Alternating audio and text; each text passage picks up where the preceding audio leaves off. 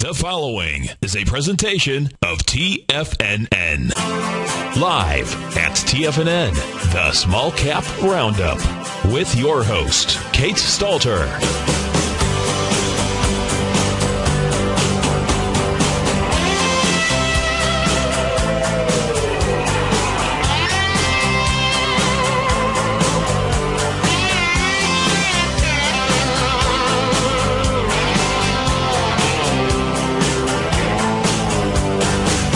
Now, Kate Stalter.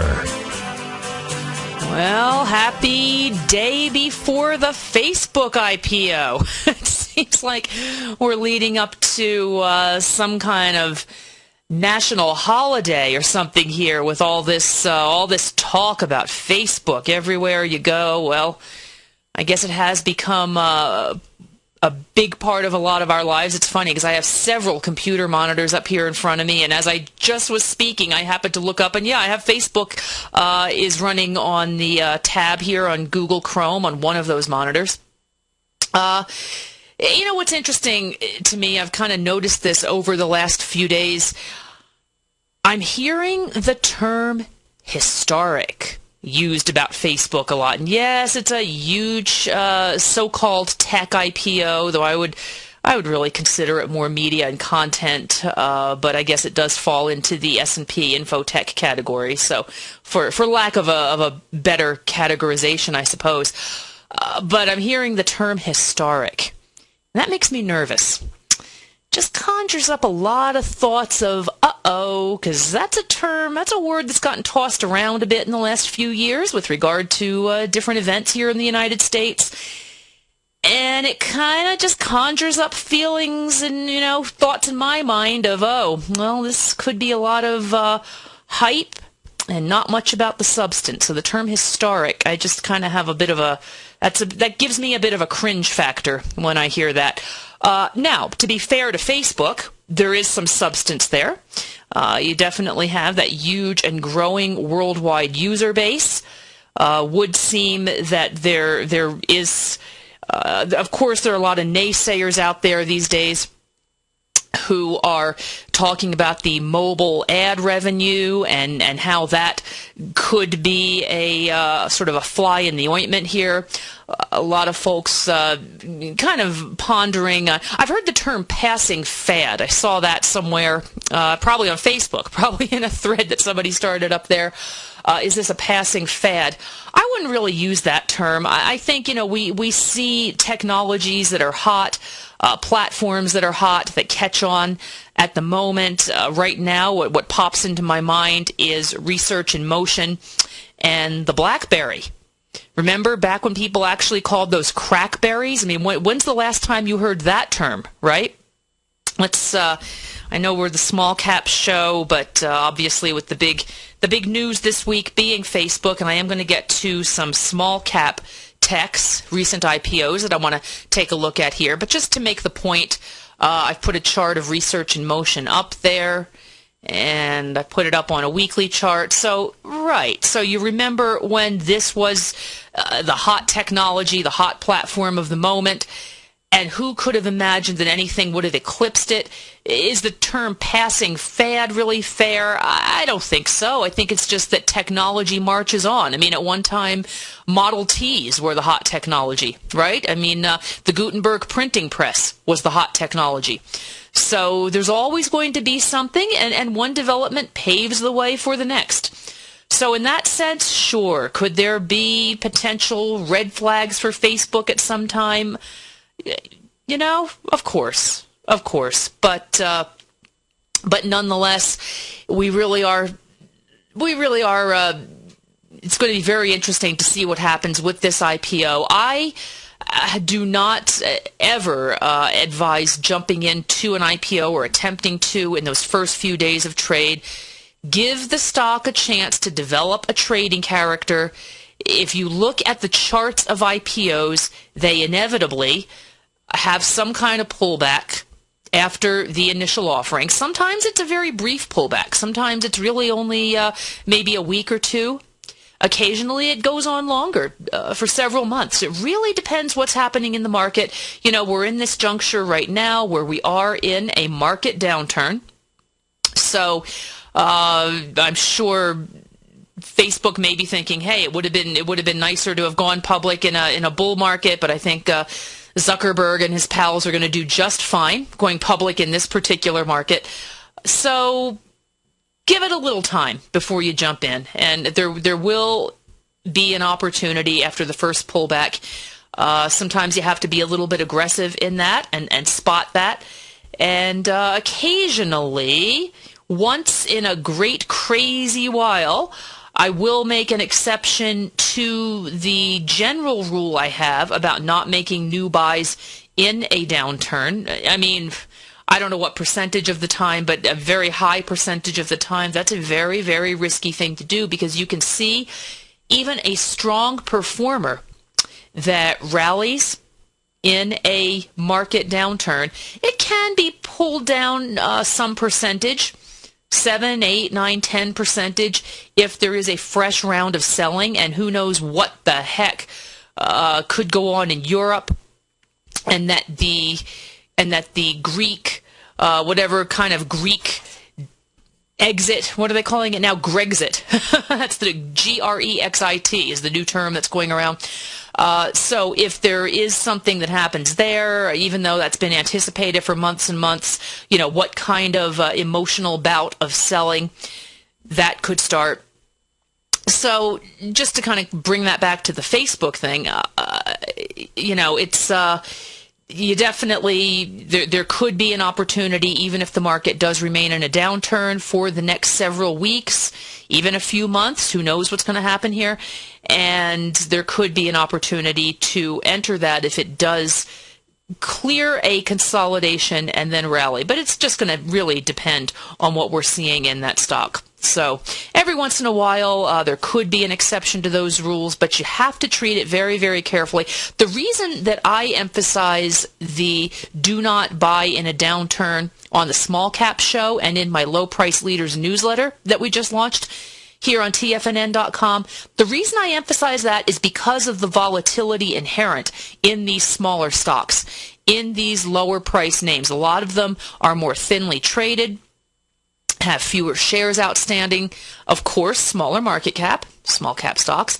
So you can often see some of these stocks get punished disproportionately to what you are seeing in the major indexes. So just a reason that I really do tend to emphasize that much, much more when it comes to some of these smaller names. Okay. Let's, just for fun, why don't we we've got the indexes trading lower today. We do not have our European close yet. And, you know, the little bump that in previous weeks that the U.S. indexes were getting on the European close hasn't really been materializing in the past few sessions, so we haven't necessarily been able to count on that as we had in the past.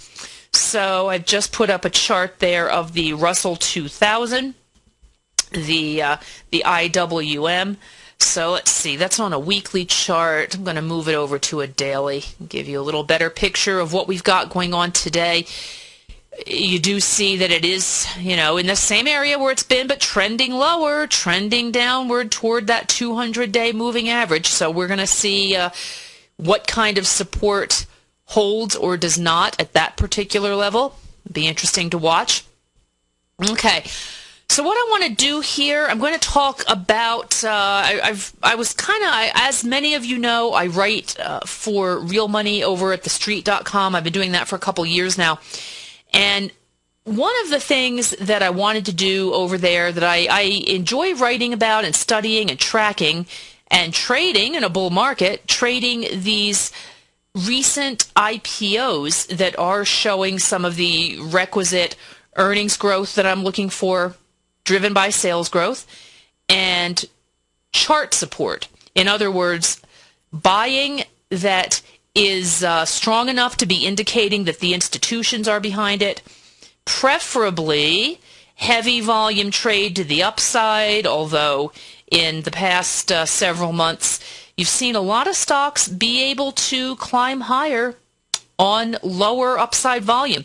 So let me just put a chart up here. I want to talk about a couple of these Chinese names that have reported earnings recently. Now, this is Netkin. This is a stock I've written about, and I've talked about it here on the show a couple times in the past few months. Now, I'm kind of showing you an example of a stock I do not like at this time, okay? Not liking the lower trade here, not liking this heavier volume as it did gap down a few sessions ago. You know, I'm not hearing anything in here about a lot of the worries on some of these smaller Chinese names in the past couple years had to do with accounting irregularities, accounting scandals. Now, I want to emphasize there's nothing that I have read or heard that indicates that's the case on this particular company. The company did report earnings, and then I believe they may have issued some new debt here recently, or maybe, let me see here. There was, I believe, some kind of financing. Perhaps, let's see what they did here. I think they issued maybe some new shares. Okay, here we go. Offering of 6 million new shares. That's what it is. That's what happened. Okay. So that often sends a stock lower when you do see that. Some of the existing investors become concerned about dilution, and that does send a stock lower. You also that's just a frequent thing you see when you do see some new shares that are issued. So a little bit counter to what you might think intuitively, but that this is not uncommon. Doesn't mean the stock won't bounce back. Let me take a look here. It is holding right now above that 200-day average, so that's pretty good. The longer-term support continues to hold up. This stock went public not too long ago, about a year ago, in the early part of May in 2011. Pretty volatile trade. If I put it back on a weekly chart, you'll be able to see a little bit of, you can kind of see some of this erratic, wider, intra-week trading spreads that it's had. So, there are definitely some reasons to be cautious on this one. A small China-based company, let's see, not a whole lot of institutional ownership here. About 50 U.S.-based hedge funds and mutual funds own shares at this point. So just pointing out some reasons to be cautious and why I had this one on a watch list for a while, but always was kind of concerned about some of the underlying potential worries that could come into play. Remains to be seen if it can rally again. Be right back after this break.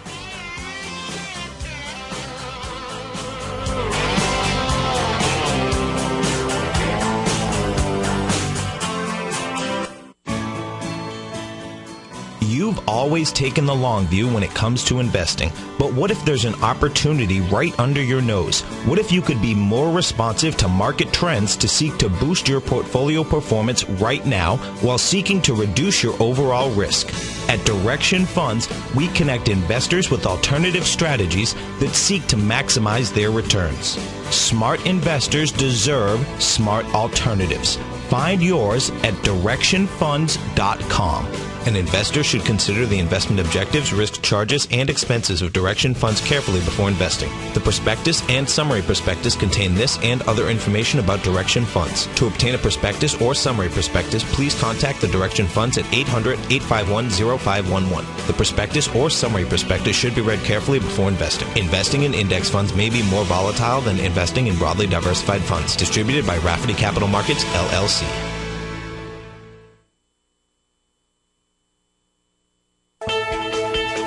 TFNN is proud to bring you the cutting edge of investment newsletters.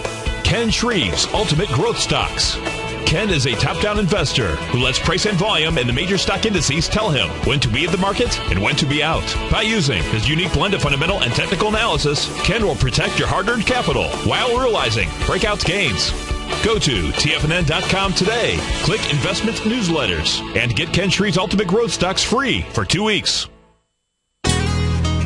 Hi, I'm Steve Rhodes, co-host of The Money Masters with Tom O'Brien, seen daily at TFNN.com, author of Mastering Probabilities, a daily investment and trading newsletter, and teacher of the money game. Studies show that 3 out of 5 people are afraid for their life in trading these markets, and the number one reason given is fear of loss. Look, fear stands for false evidence appearing real, and the money game proves it. Lesson number 1, don't risk more than 1% of your trading capital on any trade. Why, you ask? Because 35 trades in a row where you risk 50 cents and make $1 are all you need to double your trading capital, versus the 230 losing trades in a row you would need to bring your balance to $100. Let me teach you more about the money game risk-free for 30 days. Go to the homepage of TFNN.com and click on my name, Steve Rhodes, for your 30-day risk-free trial. You were born to be a money master, and I'll teach you how.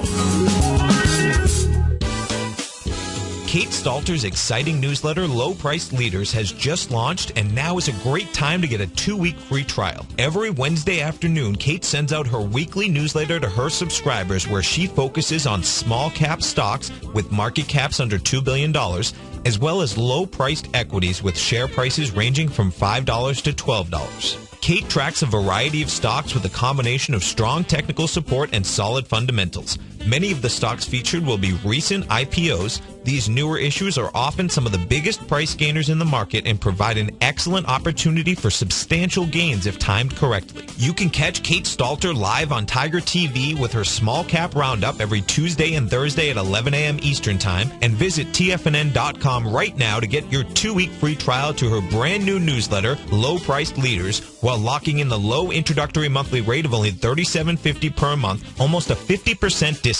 Act now. It's that time of year again, and the Great Panther Silver Summer Silver giveaway is back. Every day in June, Monday through Friday, we'll be giving away a Great Panther Silver 1-ounce silver bar, and all you have to do to enter is visit the front page of TFNN.com and fill out your entry. Great Panther Silver and TFNN wishing you a great start to the summer. Sign up today to have a chance to win a 1-ounce silver bar during the Great Panther Silver Summer Silver giveaway the whole month of June at TFNN.com. This segment is brought to you by BackTech Environmental. For more information, just click the BackTech banner on the front page of TFNN.com.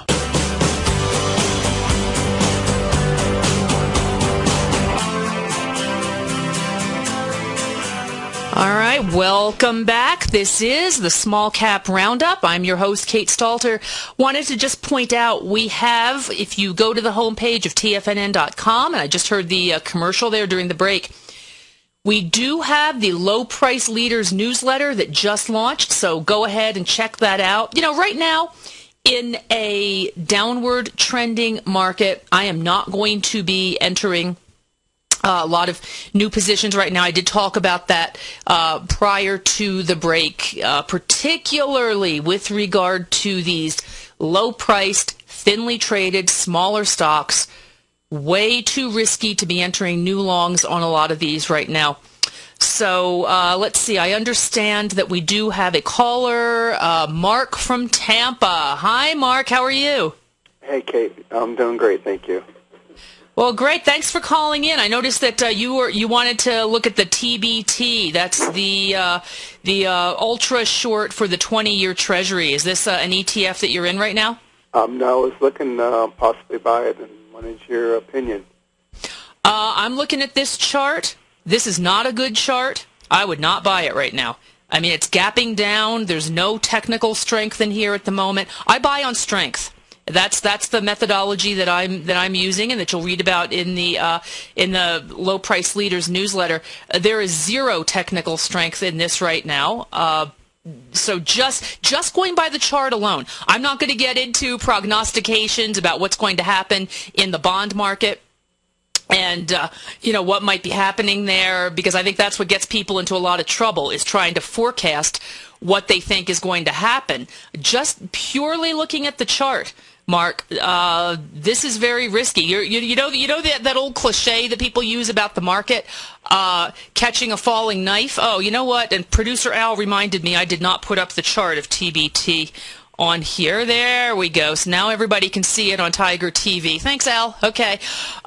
So yeah, you can see that this one is gapping down right here. I would wait on it, Mark. I would wait to see some confirmation that it's turning higher again at this point, and not try to catch that falling knife at this juncture. Okay. Appreciate it. All right. Yeah, thanks for calling in. Great to hear from you. Call again sometime. Okay, thank you. All right. Let's see here. I've got a few more minutes in the show, and see, this is why it's great. We've got a team effort here. Al to tell me, hey, you forgot to put the right chart up there. That's works very nicely around here. Let's see. I wanted to talk about another Chinese name, and I am going to make sure I get the ticker up. There you go. VNet. VNET. And the name of this company is 21 ViaNet. Now, what this is one of those kind of data co-location centers, kind of like Rackspace would be one of those. Let's see, in the privately held HostGator would be another one of these kind of things. I know GoDaddy does some of that. So that's just to give you a sense of what kind of business this one is in. Now, this company reported earnings. I want to put this up here. I've got it on a weekly chart. You can see that big pullback last week. Let me put this up here on a daily chart so you can see it did get a bit of a bounce yesterday on earnings, and then today is heading south again. So, really, this is where... Let me put it back on a weekly now, and you've kind of seen that granular. Then I'll talk a little bit about the chart pattern and a little bit about some of the risks of buying in a downwardly trending market. Now, this is a small Chinese company, about 561 million market cap, trades about 310,000 shares a day. Also, as we just saw with Netkin, this is very sparsely owned by U.S. institutional investors. Plenty of room for this thing to just show volatile trade, a beta of about 1.26. Okay, so that's something that just lets you know there's a whole lot of volatility here. As I kind of just mentioned there with Mark, our caller just a moment ago, I really emphasize the need to keep opinion out of these things. And I think it's pretty fair to say it is not opinion that if you pulled up a number of charts of the China-based companies, you would see added volatility, some added risk in a number of these at this point in time. After the market went into a new uptrend in March 2009, a lot of those smaller names were leaders. A lot of them are delisted now, but they did have a good run up at that time. So really, it is about what the charts are showing you. Okay, I'm Kate Stalter. This is the Small Cap Roundup. We'll be right back after this break.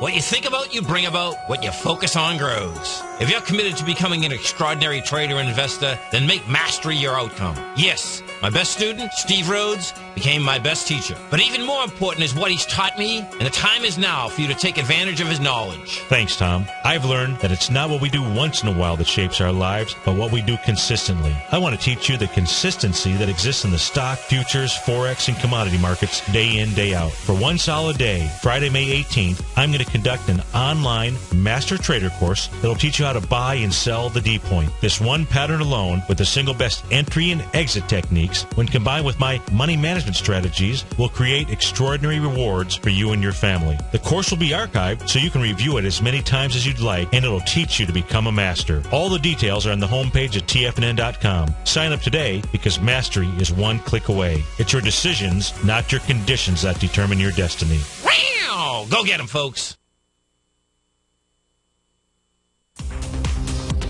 You've heard Tom O'Brien on the air, and you've always thought about trying out his newsletter, Market Insights. Well, now is the perfect time. For a limited time only, when you sign up for a 2-week free trial to Market Insights, we'll send you a free copy of Tom O'Brien's best-selling book, The Art of Timing the Trade, Your Ultimate Trading Mastery System. If you decide to cancel within the 2-week trial period, pay absolutely nothing and keep Tom's book as a free gift from us. Tom sends out his daily newsletter each morning by 9:30 a.m. with trade recommendations, including price targets and price stops. As recently as March 21st, Market Insights subscribers closed out a position for more than a 25% profit in just over 2 weeks. To get your 2-week free trial to Market Insights, along with your free copy of The Art of Timing the Trade, Your Ultimate Trading Mastery System, visit the front page of TFNN.com. Supplies are limited for this one-of-a-kind special, so act today and don't let this opportunity pass you by. Offer only valid for new subscribers.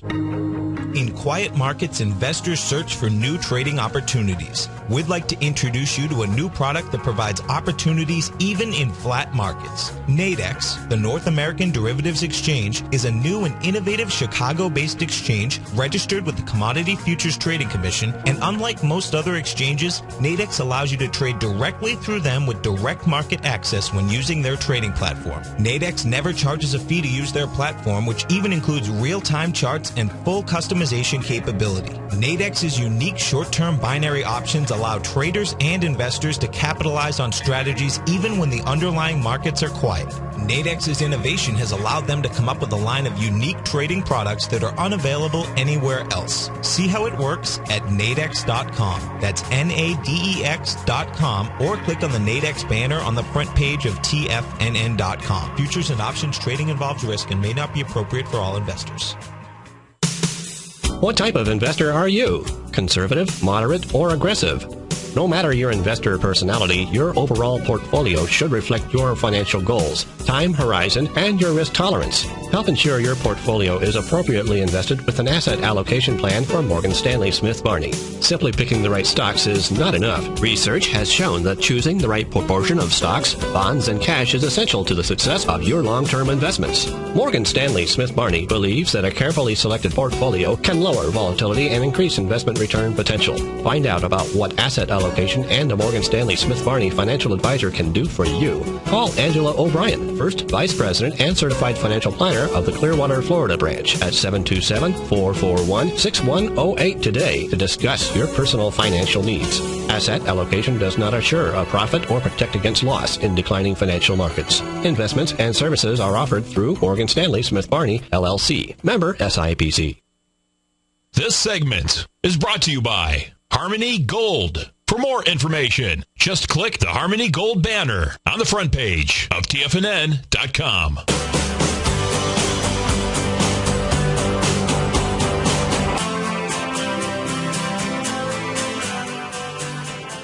All right, welcome back. I'm Kate Stalter. This is the Small Cap Roundup. All right, we've got our European close all to the downside. We knew that. No surprise there. They were all trading.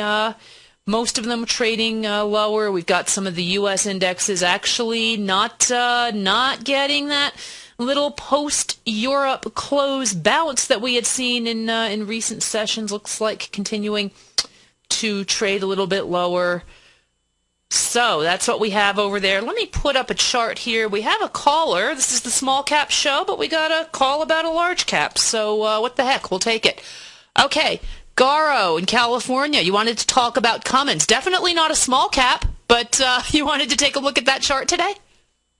Please, if it's possible, CMI, I thank you very much for taking my call. Sure. I shorted that on May the 10th at $108 when it slided below that 200-day EMA, and still I'm in short. I want to ask your professional idea regarding where is the major support on it. Let's see. Right now, let me go over to a daily chart here. I had it on a weekly chart. Let's see. This is not one I've been tracking because it had been falling, and it looks like it kind of got support right now. It's at about, so it broke its last levels of support from back in January, at around 103. So it broke through that, Garo. So, so then the next one, if you go back to like December, we're talking about maybe 87, let's see here, 85, 82 was the low from December. I mean, it's not showing any signs of getting support at this point, is it? It's trading at its lows for the session, dropping again. Right now, looks like you're in a good trade, don't you think? You must be pretty happy with that at this point. Yes, ma'am. Yes, I shorted that one on Apache, APA, both of them. And I'm short. Except here, there is a little bit of support at $90, between 88 and 90. Do you see that, or I'm wrong? Between 88 and 90. Let's see here. Going back, I'm kind of going back a few months here. That happened in December of last year. Yeah, that's what I'm looking at. That's where I was looking at the low of 85, where it bottomed out in December of last year. So that was its earlier support. But at this juncture, not showing any signs of strength at this particular point.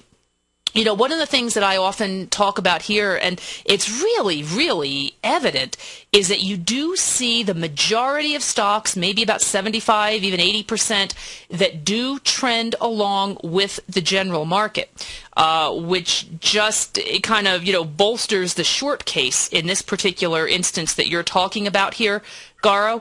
Right. When does this one? Let me see here. Let me pull this up. Like I said, I had in previous years, when this was a leading growth stock, this was a stock that I had been tracking at some time, but it's long ago fallen off my screens. So I see. Okay, so this reported earnings a couple weeks ago, and it looks like that did not help its trajectory here, sending it lower. And so you're not going to have any kind of earnings news as a catalyst for any time soon. It really just looks like that this had some bad news already built in, and then the market weakness is just continuing to drag it down further. So looks like... I'm sorry to cut you short. On May the 1st, there was a very good earning that it showed. It was $2.38 per share earning on May the 1st. Yeah, but there was some. Yeah. I'm sorry. Go ahead, please. Even so, on that earnings report, it did gap down lower. It's a lot of times you'll have a company that will beat, but there's something in there that the analysts just don't like, and they begin to sell it off. And that's what happened here. It's more and more the case. Have you noticed this?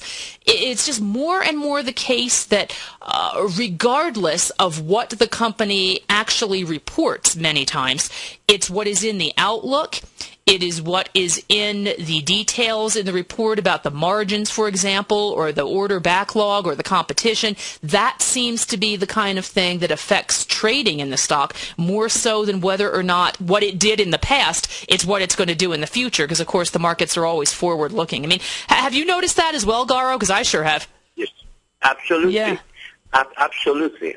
Because last year in December, I went from 88 all the way up to 124, and I made a killing. I made a killing on that CMI, and I put it down. I bought a condo, a small condo out of that CMI.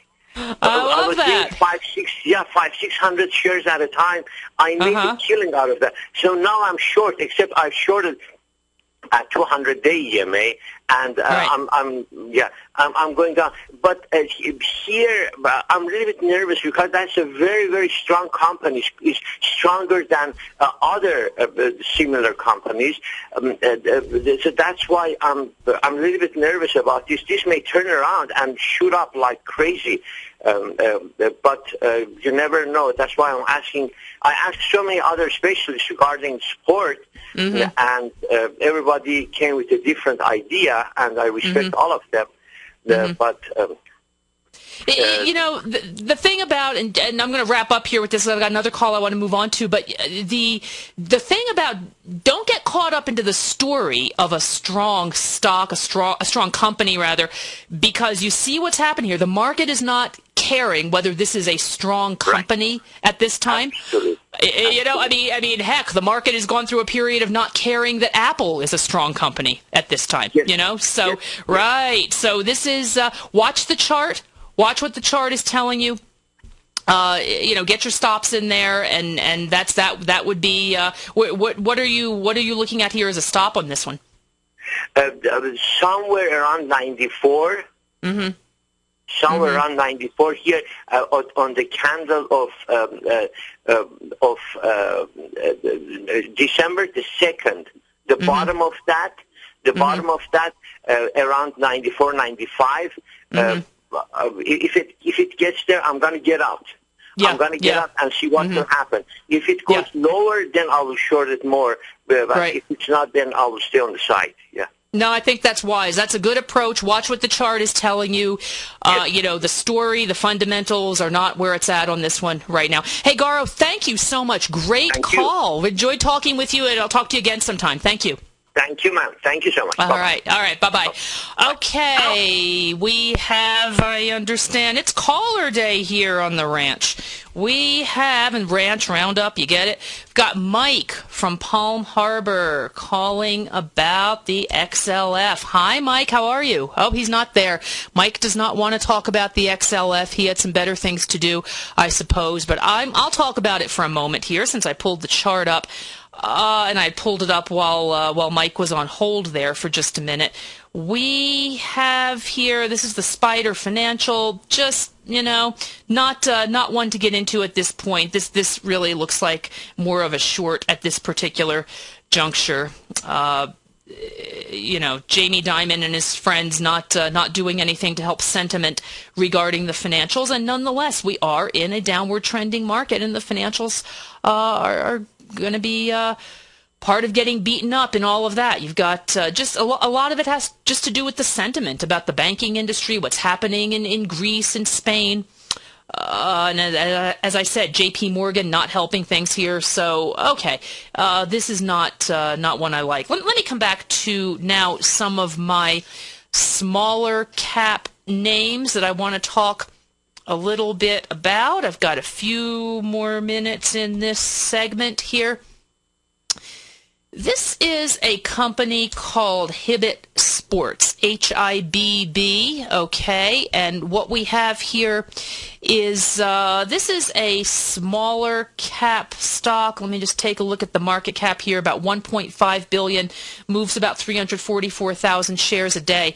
Pulling back, now you heard maybe the news yesterday that hedge fund manager David Einhorn, I understand we have a caller back on the line. I'll get to him in just one moment. We had hedge fund manager David Einhorn made some comments at a conference yesterday regarding Dick's Sporting Goods, another sporting goods brick-and-mortar retailer that Einhorn believed was being hurt by Amazon. I don't know. It's not too hard to believe, at least on what level that could be true. Who knows? Doesn't necessarily mean it's an either-or decision. But you do see Hibbett's here, which is a smaller chain, regional chain. Actually, not regional. No, they're in 26 states. I've seen them in Central California, and I believe in the South. I've seen a couple of their locations. So pulling back, getting nice support there at the 50-day moving average. And this is another one. We were just talking with Garo about the kind of the story, the fundamentals. The fundamentals do remain good on this one right now, but in a market downtrend and when there's some kind of news along the lines of what kind of broke yesterday with what Einhorn was talking about with regard to the industry, with regard to Hibbett's rival Dick's Sporting Goods, that can pull a stock down. So I like the support, not a time to buy right now. All right, let me go back here. We have Mike on the line, wants to talk about XLF. Hi, Mike, how are you? Hi, Kate, very good. It's just intriguing to me, back in March 5th, and I really think that's when we hit a low there in XLF. Mm-hmm. I really think we're at the other end. If you see the Rocky Mountains that we went over there, right after the March 5th. We just started going up and down and then pretty much up. But I think that we're back there again and ready to go up. And one of the reasons for that is, which is something that people just never talk about on CNBC or any other station, is the fact that, I have relatives in Italy and I have relatives in Russia, through marriage. Both of those parties have moved in the last 6 months, almost everything over here.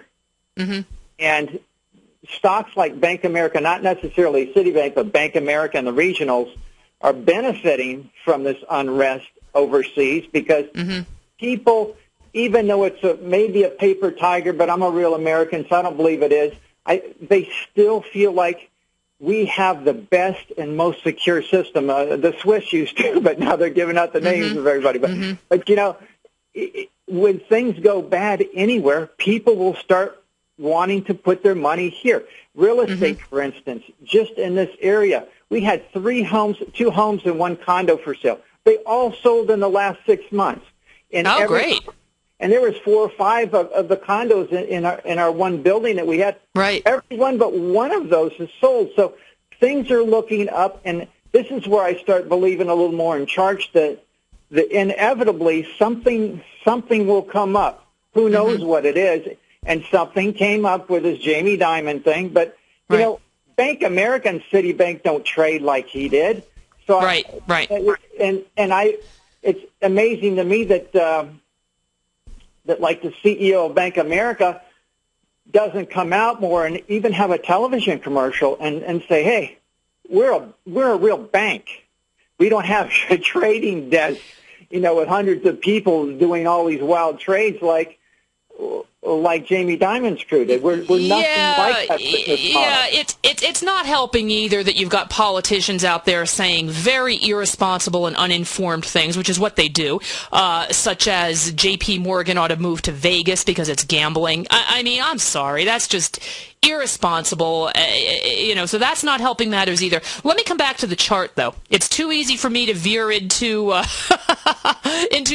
rants about the politicians, Mike, but it's interesting. But unfortunately or fortunately, like you were just telling another caller, the fundamentals of a company at this point have very little to do with, if tomorrow something came out with Ford. I wasn't a big believer in Ford till I did some more travel overseas, and I realized that Ford is virtually everywhere. Yep. And very, very respected everywhere and very reliable. And I was put down on Ford until I got back from Europe. Then I started buying into Ford because I realized what an awesome company. But here, the perception I had was, rural people buying trucks and Explorers. Hey, Mike, we got to go. This segment's going to wrap up. I just want to tell you on the XLF that we're looking at here, you've got a trend line, and this stock is finding support. If you draw a trend line beginning back in late March of this year, and if you draw a trend line all the way down, this stock is getting support, this ETF rather, is getting support right at that trend line. So that yeah. Hey, thank you. There's our music. We got to go. Great call, Mike. Interesting to talk to you. Thank you so much. All right. I'm Kate Stalter. This is the Small Cap Roundup. We haven't been talking too many small caps today, but we'll try. After this break, I will be right back.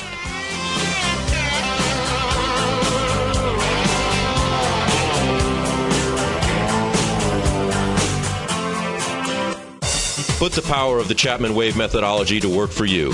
No matter what market you trade, what time frame you trade in, or your trading style, the opening call, Basil Chapman's daily market newsletter, is bursting with the information and trades you need to become a more successful trader.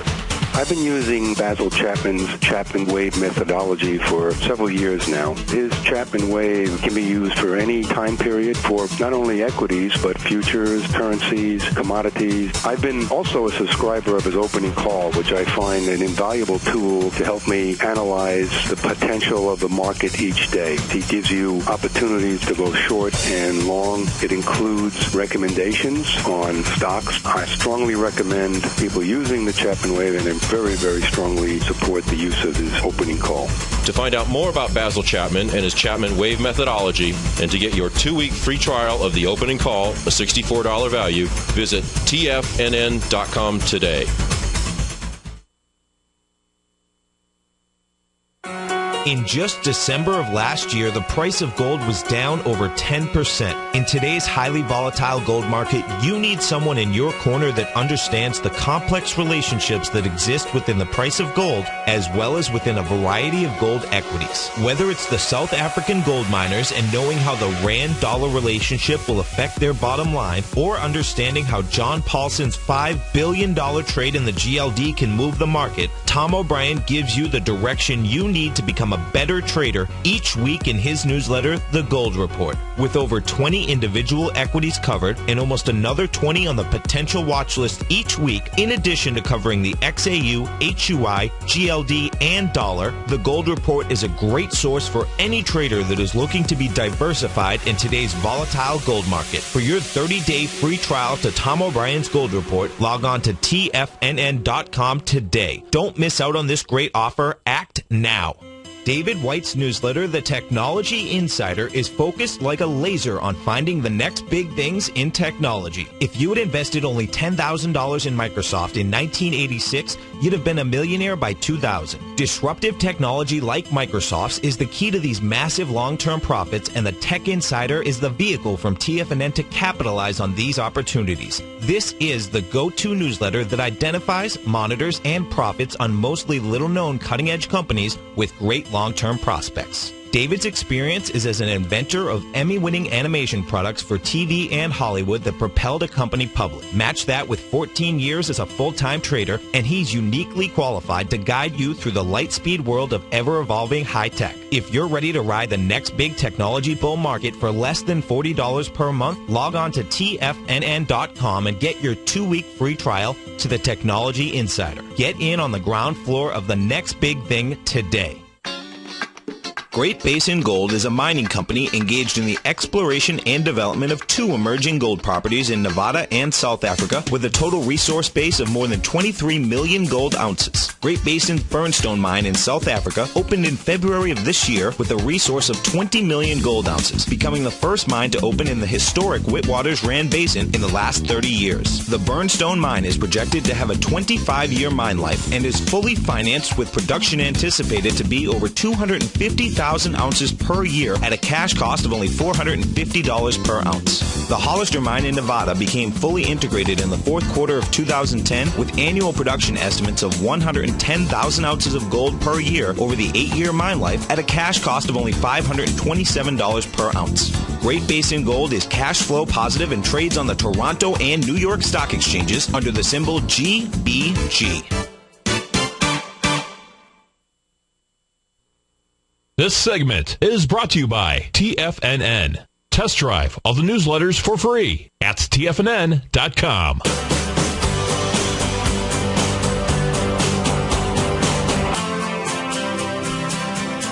All right, last segment today. We had some very interesting conversations here today. Hasn't really been focused on our theme, small caps. I want to kind of come back to that. We did just launch our Low Price Leaders newsletter. You can check that out on tfnn.com. And we focus there on stocks priced between $5 and $12. The reason I've selected that is because that's an area, and it wasn't arbitrary. I think the word selected is maybe a little misleading. It was not an arbitrary selection. Over $5, you do tend to see more institutional buying come into a stock. Some of that does have to do with the options trade at $5. Also, and then there are some funds that's the floor. That's where they can begin investing.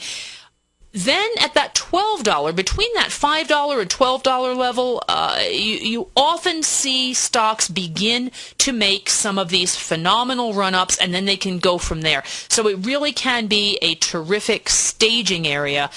You find a lot of stocks using that $5 to $12 area as a springboard. You often don't have the bigger institutions. You have some smaller funds getting in there, more specialized funds. So that's who tends to get into stocks in the $5 to $12. We also focus on small caps, market cap under $2 billion. I'm looking at strength. I buy into technical strength. Moving averages, trend lines are some of the key technical indicators I do use.